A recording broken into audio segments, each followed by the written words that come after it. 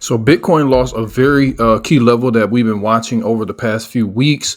Altcoins have been going down. The overall market is pretty much down. So we're going to take a look at primarily Bitcoin in this video. We'll have a complete altcoin deep dive a little bit later today. Once I do a little bit more research, a little bit more due diligence, I'll bring you that video. But right now I want to talk about Bitcoin. So let's hurry up and jump into it. It's going to be a really quick video for Bitcoin, talking about where I see Bitcoin going, what I see Bitcoin doing, especially going into the weekend and going into next week. So right now, like I said, the total market or the total overall crypto space is pretty red. We see a lot of red. Hex is down 16%, Virtual is down 9.4%, HBAR down 8%, SPX down 13.3%, SUI down 8.7%. So you can see we have a total red wave, as they like to call it, in the overall total market. But Bitcoin right now, what I'm looking at, we're sitting at 115,695 at the time of recording. So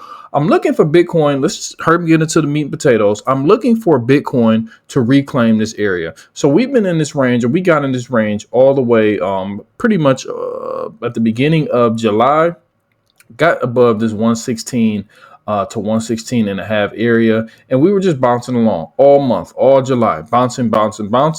And what did I say?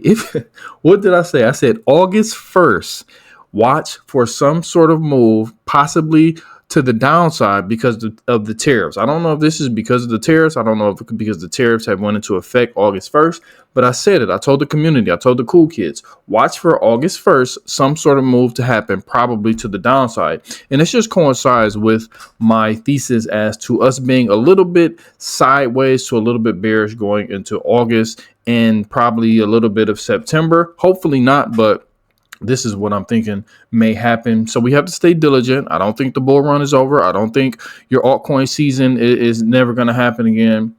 I just think we're entering a period of a little bit of chop and a little bit of sideways and, a little bit of just testing you. Well, one more test. I think we have one more test. I read a comment the other day. Someone said like Bitcoin or crypto is dead. Bitcoin is the only thing to accumulate.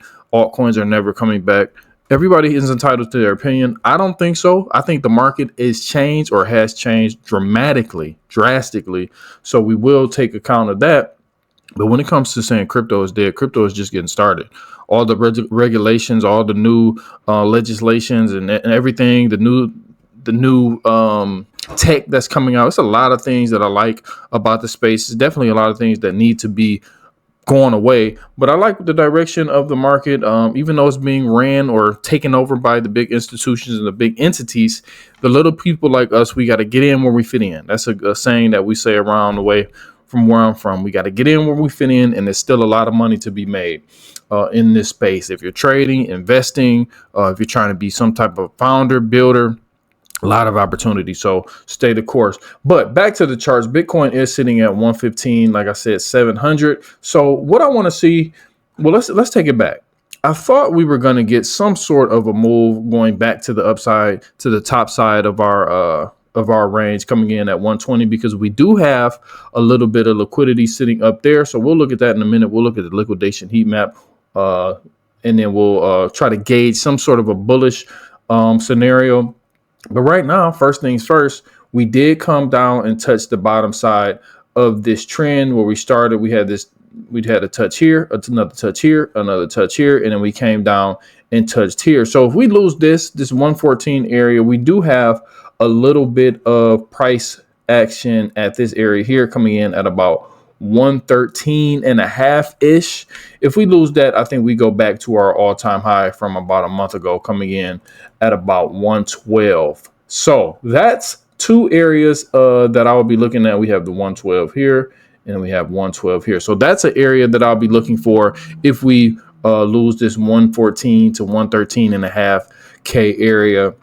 I'll be looking to get some sort of a reaction, some sort of a bounce, or some sort of floor here at this 112K area, possibly coming down, using this as resistance, coming down to this area here, and then hopefully getting some sort of a major bounce where we could take a trade or where we can just wait and see what happens.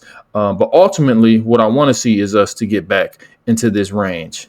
get back into this range, 116 and to this 120K range, because if we can't seem to get back into this range pretty soon, I think it's going to be very hard for us to get some sort of momentum going into the mid-August. We do have to talk about fundamentals.